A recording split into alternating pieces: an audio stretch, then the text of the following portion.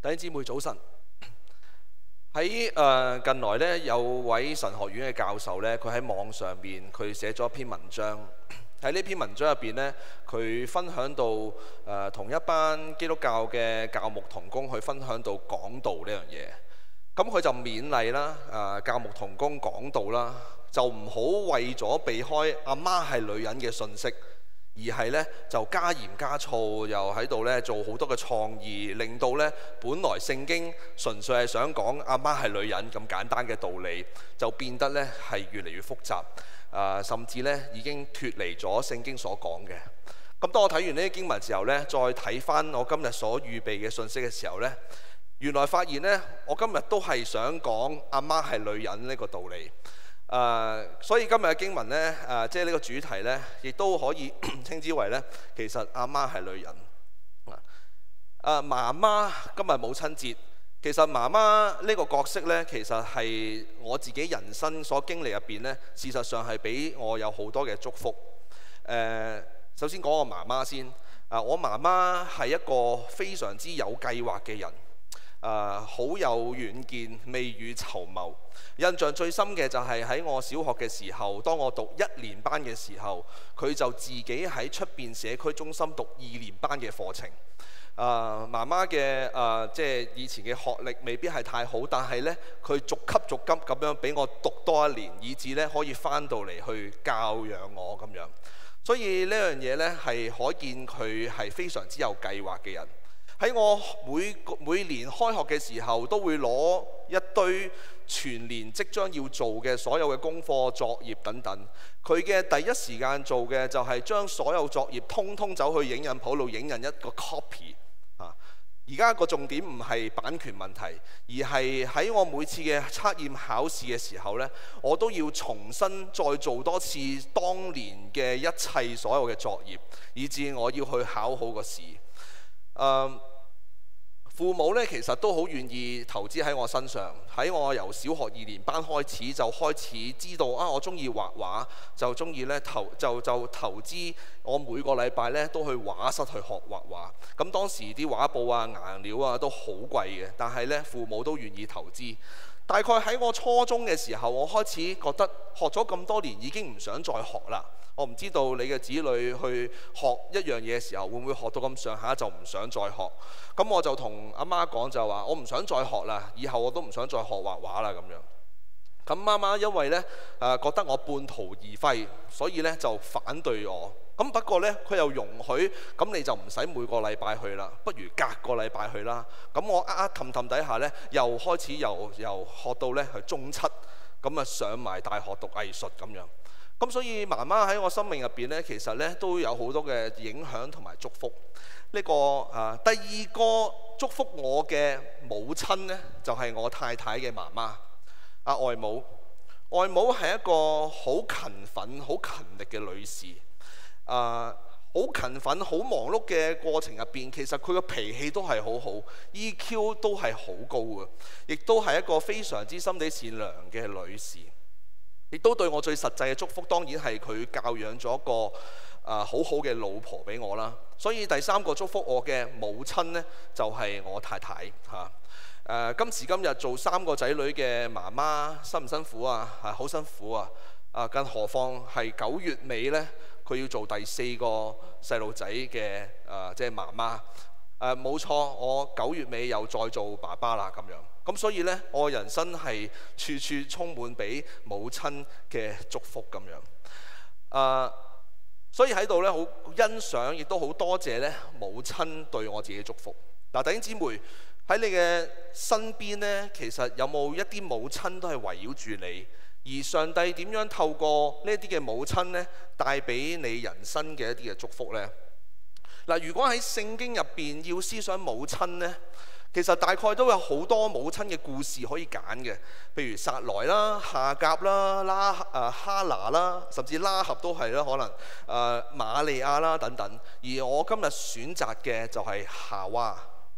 夏娃咧喺創世記嘅3章20節，佢講佢係眾生之母一個係全地嘅母親啊，上帝所創造嘅第一個女人。嗱，但係呢，我今日所講嘅主題係唔係3章20節，係反而係再推前少少2章18節，喺夏娃未有耐做母親之前，佢原本真正嘅身份係上帝所創造嘅女人。所以阿媽真係女人嚟嘅，呢樣嘢係真係要強調。母親呢樣嘢呢，其實或許可能係一種偶然性嘅人倫關係。所以呢度就算喺堂會內嘅，或者係你家中嘅女性呢，你都未必係母親。咁但係女人呢，就卻係呢上帝創造過程嘅一種必然嘅創造。所以我今日呢，想同大家思想嘅就係透過女人嘅被創造呢，喺母親節呢個日子呢，去嘗試去讓到眾母親，或者甚至係眾女性，或者女性身邊嘅一切嘅男性，一齊回歸返創造女人嘅上帝。阿媽係女人嚇，咁所以呢，我哋先去睇返個經文。經文嘅第18節，佢係咁講，就係耶和華神說：那人獨居不好，我要為他做一個配偶，幫助他。喺經文入邊呢，我哋發現女人嘅出現，女人嘅被創造係因為一個唔好。當你日子耐咗，讀得多創世記或者聽得多創世記嘅研經嘅話，你都肯定知道創世記1章嘅創造入邊，好呢個字呢 Tov 係一個好關鍵嘅字眼，因為第4節、第10節、12、18、21、25、31一直都講神做完一啲嘢就好啊嘛，看着是好，好啊好啊，講咗起碼至少7次，而之後唯一一次最突破性嘅不好係出現於那人獨居。那人獨居，上帝喺創造嘅角度入邊，佢覺得呢樣嘢唔係好嘅，唔好嘅。咁但係獨居呢度翻譯嘅獨居就唔係講緊個關鍵係你獨居定分居定同居定群居啊等等，而係講緊亞當一個唔夠唔好。呢個好同唔好喺創造嘅角度嚟講，創造本身上帝好係講緊嗰種圓滿、嗰種 perfect 嘅狀態，但係那人獨居係一個不好嘅狀態，係創造嘅唔圓滿，係創造嘅缺陷。而我哋留意呢，那人獨居不好係邊個提出嘅呢？就唔係那人提出嘅。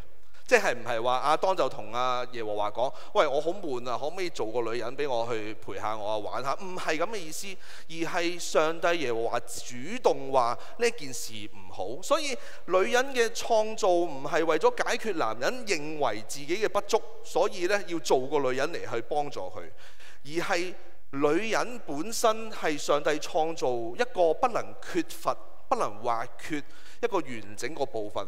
要等埋女人出現，成個創造耶和華先認為係好嚇。咁耶和華點解決呢？耶和華就話 ：OK， 佢嘅解決辦法就係要為他做一個配偶幫助他。呢個配偶幫助他原本係原文係咩啊？幫助者啊 ，helper。哇，講到女人咁次等嘅，彷彿好似男人要做大事，要做一個助手俾男人去協助男人去幹一番大嘅事業。呢個幫助者本身並沒有次一級嘅原因，因為呢經文亦都用幫助者，聖經亦都用同一個字呢係嚟形容上帝嘅。包括呢3字經文我唔讀啦，主要係呢當聖經亦都用同一個字係形容上帝係我哋嘅幫助嘅話呢，其實本身呢個字呢就冇一個貶義嘅意思喺度嚇，甚至喺呢度所講嘅男人同女人之間呢，係一種互補性，係一種各人係自己嘅時候呢都有缺陷，但係呢當上帝擺埋一齊嘅時候呢，能夠可以互補不足。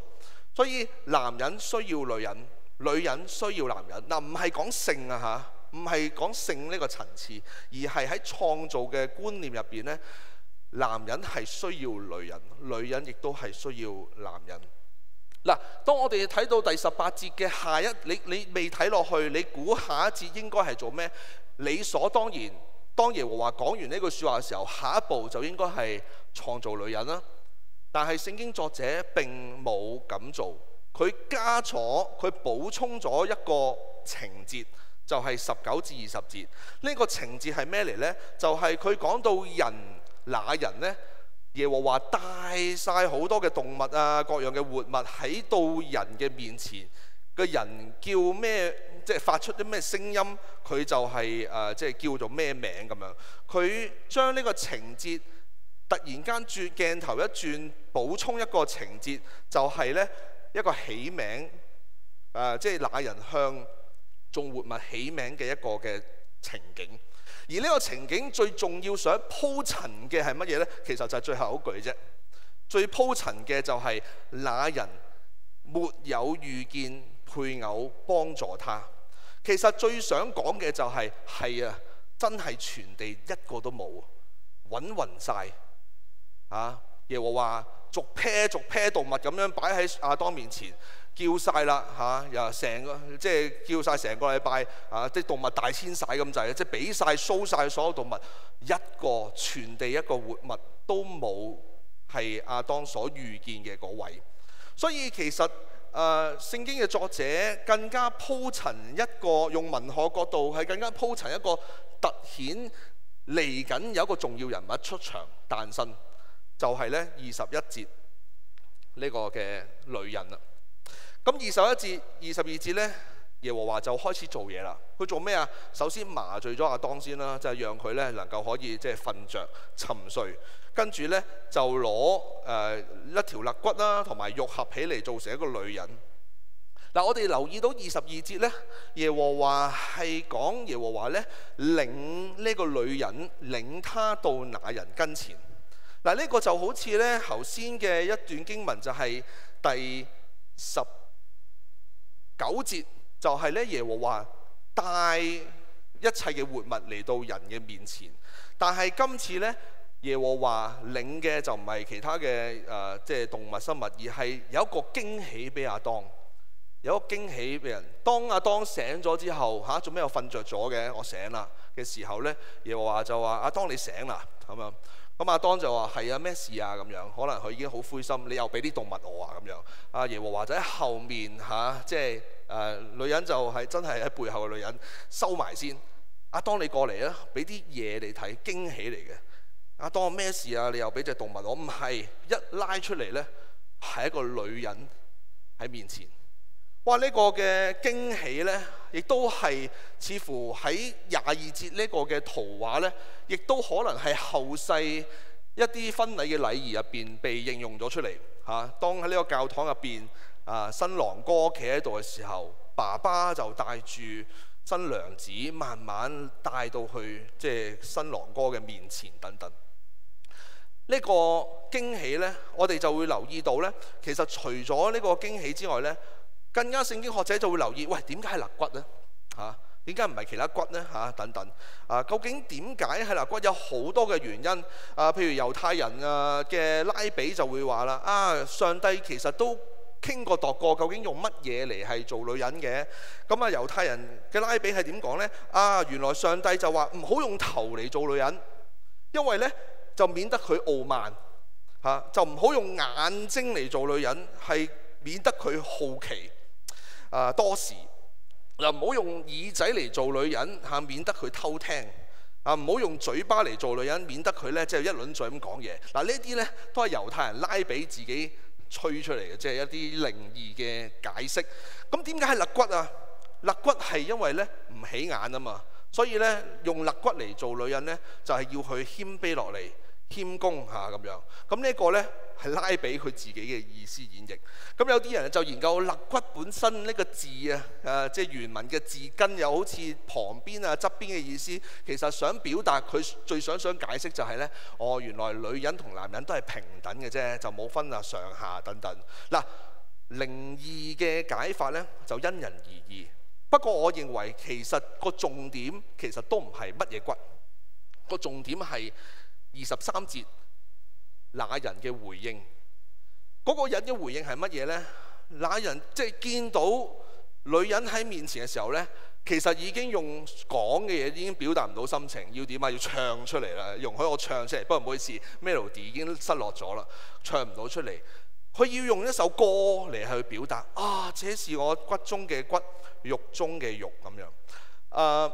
骨肉啊，喺華人嘅文化傳統入邊，通常骨肉係講緊仔女嘅啫。我嘅骨肉啊咁等等，特別係母親係咪？母親10月懷胎，真係自己嘅骨肉咁滯啦嚇。但係喺聖經嘅骨肉其實就係講女人喎。嗱，從呢首歌嘅平衡，呢首歌嘅平衡嘅話，如果亞當見到女人，佢係講話我嘅骨，我嘅骨中嘅骨，肉中嘅肉嘅話呢，咁我自己就會可能去演繹就係，其實耶和華都唔單止攞咗骨嚟係做女人可能攞埋那人嘅肉添嚇。咁不過呢，好少人都會提到呢咁樣嘅。咁但係呢個重點都唔係佢攞乜嘢骨同邊一忽肉，而個重點係咩呢？個重點係那人的骨同埋那人的肉。女人係用男人嘅肉同骨佢所造成，喺創造呢個嘅典故入邊，男人同女人之間冇錯係有性別嘅區分，但卻係你之中有我，我之中有你，嗰種不能分割嘅合一性喺度。喺創造嘅角度係咁樣。嗱，當我哋睇到呢，那人遇見女人嘅時候，佢亦都講咗句説話，就係我要稱佢為女人，因為呢，佢係從男人身上取出嚟嘅。如果我哋睇和合本中文聖經呢，其實有好多好微妙、好美麗嘅字眼呢，我哋失落咗。我哋試下用少少時間呢去理解下整個嘅文學意思啊。亞當本身呢係原文就叫做亞當，其實你都直譯翻嚟叫亞當咯。但係原來呢，一直呢，我哋成日講緊那人呢，就係只不過係亞當前面加多一個字母叫下亞當，其實只不過係一個定冠詞 definite article the。所以本身亞當嘅意思就係人，好簡單，人咯。咁而那人就係呢，通常咁就會翻譯做那人。咁而女人呢嘅原文就叫做 Isha， 男人叫 Ish。你發現啲字眼都好似嘅，基本上呢係爭一個字母。佢哋呢，希伯來文嘅原文呢，其實甚至玩緊一啲嘅字眼 wordplay 嚇。但係成段嘅經文，我哋發現呢，你會發現其實絕大部分呢，其實創世記我哋呢就睇中文聖經，總之唔好理啦。總之嗰個咪嗰個人，跟住嗰個人咪男人，嗰個咪亞當咁算噶啦。但係若果睇文字嘅話呢，其實就刻意未有男人出現，一直都係講緊哈亞當，那人，一直講落去。唯一一次喺呢度出現嘅亞當呢，就調翻轉和合本又冇譯佢亞當，就叫做繼續譯那人。就係呢，只是亞當冇遇見佢嘅配偶。但係當上帝創造咗女人 Isha 嘅時候呢，第一個聖經出現嘅 Ish 男人呢，就先至係出現喺度。嗱，你會發現呢，本身嘅文字文學嘅表達嘅方式入邊呢，其實那人遇見女人之前呢，一直都係叫那人下亞當。當佢遇見女人嘅時候，佢原來先至意識佢係 Ish， 佢係男人。嗱，呢個呢，其實係一個好深層嘅意義，就係原來上帝創造人呢，係創造喺一個關係嘅網絡入邊。人係需要透過遇見一個他者，一個其他嘅人，係能夠界定自己喺上帝面前嘅身份。呢個係一個創造嘅奧秘。一陣間我哋會翻去呢個嘅即係一個信息入邊。咁所以那人當佢遇見女人嘅時候，佢意識到呢個女人係從男人而出嚟嘅。而24同25節最後嘅呢兩節呢，我哋好熟嘅經文，特別喺婚禮入邊成日都出現嘅，就係因此人要離開父母，與妻子聯合，二人成為一體。當時夫妻二人赤身露體並不羞恥。亦都係中文聖經嘅翻譯嘅問題呢，我哋都會失落咗少少嘅趣味。原來人要離開父母個人呢係 ish， 簡單嚟講，原文就係男人要離開父母。如果講文字嚟講，佢冇叫個女人離開父母。不過呢個呢，之後與妻子聯合係與 Isha 聯合，妻子都係後期改落去嘅，以後期嘅婚姻制度就當和合本嘅翻譯者去翻譯嘅時候，當佢聯合有性嘅關係，咁一定結咗婚啦，所以配個妻子落去就啱。所以本身嘅原文就係男人要離開父母，與女人聯合，二人成為一體，就係咁簡單。而當時夫妻亦都冇夫字，就係夏亞當，那人就要同女人赤身露體並不羞恥，呢個就係本身嘅原意。嗱，冇錯，創世記最後男女嘅契合，特別係性嘅方面呢，係創造嘅第一男同第一女嘅高峰。但係男女嘅婚姻關係呢，其實唔係永恆上主創造嘅原意。婚姻制度就更加係後世社會嘅產物。我哋睇見完美嘅神子耶穌基督呢，在世呢，佢冇走進紅地氈嘅，佢冇走進教堂結婚。所以呢，生養眾多，遍滿全地，係亞當夏娃嘅使命，佢哋真係要聯合去生落去。但係呢個不是永恆，每一個世代所有嘅男女都必須一定要非履行這個使命不可。每個人每一代都有唔同嘅使命。所以呢，若果冇伴侶嘅弟兄姊妹亦都冇兒女嘅弟兄姊妹，如果你因為呢節經文而感覺到自己創造上有缺失嘅話呢，其實呢樣嘢係無謂嘅。今日我都唔着墨於喺呢度。讓我哋呢去辨識一下創世記創造女人呢個嘅信息呢，對今時今日呢，我哋男男女女有冇一啲提醒？特別母親節嘅日子，特別對母親嘅一啲嘅勉勵嚇。或許講壇只係開始，聖靈呢會繼續引導我哋。首先第一點，真係俾翻阿媽做翻女人。阿媽係女人，原來係要再強調嘅。阿媽係乜嘢呢？喺創世記，夏娃係幾時做媽媽㗎？係4章1節。喺4章1節之前呢，夏娃係嘅身份係咩呢？佢係上帝所造嘅女人 Isha。我哋太過強調母親啊，有時母親。不過我哋好少強調女人㗎。正所謂呢，養兒100歲，長憂99。當你呢成為咗媽媽嘅時候呢，咁一世嘅，係咪？即係深似海咁樣嚇。一切圍繞你嘅，其實都係仔女佢嘅健康啦、興趣班啦、信仰啦、選校啦，之後入學啦、升學啦、人際啦、學業啦、戀愛啦、就業啦、婚姻啦等等，其他好多嘢陸續有嚟。有啲人呢亦都未必係 ready 做母親嘅時候就做咗母親，但係先至發現呢，教養子女原來係一個好困身嘅事，過程入邊呢，好叫苦連天咁樣去捱每一日咁樣。所以呢，有人見到遙遠見到母親呢個角色帶嚟嘅咒詛容許我極端啲講嘅話呢，就索性絕埋肉。即使咧你 ready 做咗媽媽啦但係咧其實婚姻嘅關係咧因着各種嘅原因，或許咧可能帶嚟一啲張力、撕裂啦，甚至破裂，甚至可能喪偶，剩低嘅就自己單獨咁樣去撫養子女。特別喺香港或者喺呢一代咧，係更加多嘅獨力一個嘅母親係撫養一啲嘅子女。若果而家嘅子女仲係青少年嘅話呢，係更加嘅難搞，因為呢一代係變化萬千，更加複雜，唔知點樣捱落去啊！罪惡嘅世界入邊呢，母親呢個身份對於你嚟講係祝福啊，係抑或咒詛咧？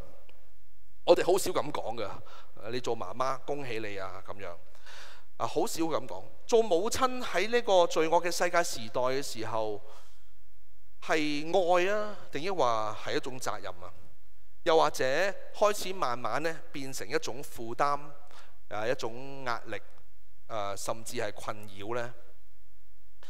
弟兄姊妹，特別係如果你係母親嘅時候，喺乜嘢時候你會開始慢慢覺得你嘅子女係成為你嘅苦惱多於你嘅喜悅呢？又喺乜嘢時候你會覺得你嘅子女係嗰個衰佬留低俾你要還嘅債，而唔係上帝俾你嘅祝福呢？母親，母親，母親，呢個嘅角色身份，你享唔享受呢？創世記2章，上帝冇創造母親，佢創造嘅係女人。母親嘅召命我哋聽好多，你有冇 calling 做母親啊？當你懷孕嘅時候呢，你就係 called to be a mother。咁但係呢，好少會提到你有冇做女人 Isha 嘅召命啊？喺創世記入邊，女人嘅召命係同男人互補，去同樣共同履行上帝嘅使命。當然，佢哋最具體嘅內容就係二人成為一體，與妻子聯合，生養眾多。當時喺亞當夏娃好具體嘅使命係咁。但係今時我唔係講緊只係 sex 啊，唔係性行為啊，唔係婚姻啊等等。彷彿你好似只要揾多個男人拉埋天窗，生養眾多，就好似已經係完成咗你作為 Isha 女人嘅使命，唔係咁樣意思。上帝創造每一個女性嘅心意係乜嘢呢？創造你成為一個女性嘅心意係乜嘢呢？嗱，我唔能夠為你去解答，但係呢個係我希望今日每一個母親或者每一個女性你要繼續去問嘅上帝一個問題。我立志講到呢，盡量都唔講太多家庭嘅事嚇，老婆仔女嘅事。嗱，今時今日仲可以接受，因為啲仔女細嚇，佢聽唔明，亦都唔太介意。去到小學呢，開始知道原來阿爸係傳道人，上台會講嘢嘅，咁就要好小心。加上今日呢，今次呢個篇講章呢，呢篇嘅講章呢，女人睇過 proofread 授權，所以呢，男人可以分享少少。我分享嘅係我太太嘅事啊。我太太的而且確生咗細路仔之後呢，社交同埋侍奉生活呢都好大受影響。或者轉變啦，影響好似好負面。同朋友出街食飯呢，一定係一抽嘅仔女一齊跟住，見到人哋呢就可以呢好自由自在，但係呢，佢係有好多嘅掣肘。以前太太喺母會嘅侍奉係敬拜隊嘅 worship leader 亦都係崇拜嘅司琴，兒童主日學嘅老師。以前喺大學佢修讀嘅係表演音樂嚇，咁佢唱歌嘅，所以咧佢聲樂上面咧亦都甚至考到級數咁樣。喺拍拖嘅時候，當我去寫翻呢個篇章嘅時候，我都憶翻起咧以前拍拖嘅時候咧，同佢聽佢喺舞台上邊唱歌、表演、比賽等等。佢嘅畢業論文，大學嘅畢業論文呢，係研究音樂點樣去幫助兒童喺信仰上嘅成長。亦都曾經喺舞會嘗試啦，不過最尾冇做到。計劃呢係喺教會推動呢啲唱遊班，去做啲社區服務，去祝福呢個社區傳福音等等。佢係上帝嘅歌唱者，係一流嘅司琴喺我心目中嚇，喺我心目中。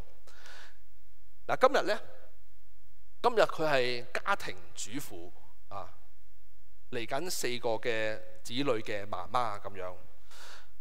咁就一世啦，係咪啊？咁啊，佢以後呢，就帶住母親嘅身份呢，係即係以後就咁樣係。但我覺得唔係，我覺得故事唔應該就咁嘅完。神創造佢嘅心意係乜嘢？佢今日係一個好嘅母親，佢唔係怨聲載道啊，以前就好啦。佢唔係咁樣，佢仍然好享受同咁多個仔女咧嘅相處。不過佢都不時咧去憶起咧佢以前為上帝所發嘅夢。上帝創造我太太，佢嘅人生嘅使命唔係只係做我哋兒女嘅母親咁狹窄。上帝創造佢 as 一個 Isha 係女人。上帝創造女人嘅時候，佢嘅召命係咩？佢使命係乜嘢呢？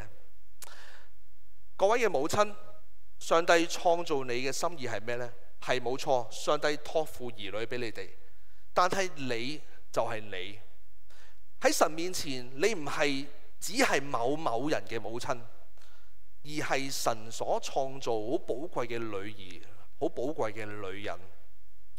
讓我哋翻去創造，讓阿媽做翻女人。第二，母親節禮物，好多人都會想買啲嘢啦，買個手袋寄俾佢啦嚇，又或者咧係做好多嘅功夫，食餐飯啦，整個蛋糕啦等等。但係母親節最重要禮物喺創造嘅典故入邊呢，其實好可能係母親身邊嘅所有人。若果我哋睇聖經嘅創造觀，人係喺關係入邊被創造，係一種關係嘅存有。我點為之係我？係因為我遇到一個與我唔同嘅你嘅時候呢，我就能夠界定到我自己喺上帝面前嘅身份。上帝創造嘅入邊冇錯係有性別嘅區分 ，gender 男同女，但係男同女之間有種密不可分嘅骨肉之情。亦都當那人遇上同佢自己好唔同卻係合一嘅女人嘅時候呢，佢意識到自己喺上帝面前係一個 ish 嘅身份，係一個男人嘅身份。嗱，母親更加唔可以獨立而存。母親由咩人去界定佢啊？就係佢身邊嘅丈夫啦、子女啦、身邊嘅人啦，去賦予一種嘅位份。如果我哋想母親唔視自己作為母親係一種咒詛嘅話呢，其實個關鍵唔係母親節買份禮物俾佢，亦都唔係母親節同佢食餐飯打個卡。不過呢啲重要嘅都要 po 上網去分享下，要嘅。但係最重要嘅，原來係阿媽身邊嘅人係要做翻上帝俾佢自己嘅位份。首先，作為我哋母親附近嘅人嘅我哋呢，我哋要更加懂得係從創造角度去尊重、去欣賞我哋家中嘅 Isha， 我哋家中嘅女性，不論佢係母親啦，佢係老婆啦、家姐啦、阿妹啦、婆婆啦、嫲嫲女等等啦。嗱，唔係因為佢哋行為好壞，佢哋夠好，我先至欣賞佢哋。而係因為佢係上帝所創造嘅女性，因為上帝嘅創造，所以我哋欣賞，我哋呢睇見佢嘅即係美好。因為媽媽亦都唔係永遠是對的，媽媽都係一個罪人，都係有個缺陷。我哋亦都唔需要將媽媽或者只係今日啦就捧到上天，佢係完美嘅，唔係。亦都唔係只係因為佢嘅完美、佢嘅行為而我哋能夠欣賞佢，而係因為創造佢背後嘅上帝，我哋去珍重佢。佢哋係耶和華創造嘅圓滿，女性係要等到女性出現啦，耶和華嘅創造先至由不好變為好。所以我哋今時今日，我哋要睇嘅，我哋成為母親節禮物，就係當我哋作為父親嘅，或者作為丈夫嘅，你喺上帝面前做翻好丈夫你嘅角色，唔係你喺上帝面前做翻男人嘅角色，係做仔嘅喺上帝面前做翻好做仔角色，或者再講，其實你都係做男人嘅角色，以致當我哋能夠喺上帝面前去忠於上帝俾我哋嘅召命嘅時候呢，其實母親就得着祝福。最後呢，我都想多謝呢，亦都感謝呢，喺我人生入邊呢，三位 Isha 啦，女性啦。第一個係我家姐，佢係一個好嘅老師，每年呢去建立呢一批一批嘅中學生。對於家庭嘅大小事務呢，我家姐比我上心得好多。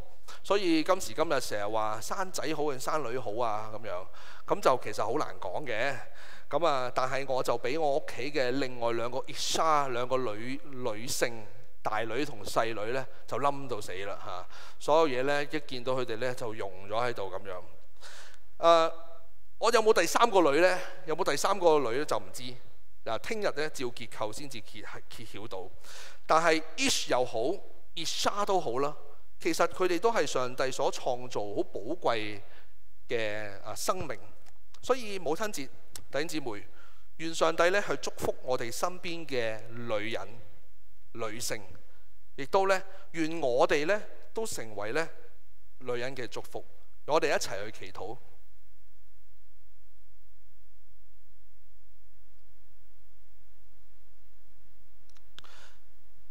天父上帝，我哋獻上極大嘅讚美，因為你係一個創天造地嘅神。你唔單止創造天地萬物，更加你創造人。你喺創造人嘅過程入邊，你唔單止創造男人，亦都創造女人。但願上主，你喺我哋嘅生命入邊所擺放嘅女性，我哋都能夠可以睇見佢哋喺創造入邊嘅美好，同埋咧對我哋嘅祝福，甚至我哋立志去跟從你，以致當我哋去跟從你，去明確去睇見我哋喺神你面前嘅身份嘅時候呢，我哋都能夠成為呢眾母親啦，或者眾女性嘅祝福。喺今時今日喺香港嘅女性母親呢，係唔容易做。若果有弟兄姊妹佢係一個媽媽，有姊妹係媽媽嘅時候，佢嚟到上帝你面前去呼求你嘅時候，知道喺呢個艱難嘅時間做母親呢係唔容易。當佢呼求你嘅時候，願佢都能夠可以學習去倚靠耶和華，去喺你面前能夠專心去倚靠，去以致佢媽媽呢個位份並不是一種捱生捱死嘅一種咒詛，而係一種嘅祝福。特別喺呢段嘅期間，喺香港有好多嘅社會運動下，有好多嘅年青人都有好多被捕，或者係一個即係有好多嘅法律上面嘅問題，亦都令到好多嘅母親都好擔心。我懇求主你去憐憫，讓到香港人嘅母親們能夠可以呢係一齊嘅係去依靠上帝，去為到佢哋嘅仔女能夠去獻上一個深切嘅祈禱。我哋為到今日眾母親甚至係眾女性，我哋獻上感謝，奉靠耶穌基督名字而求，阿門。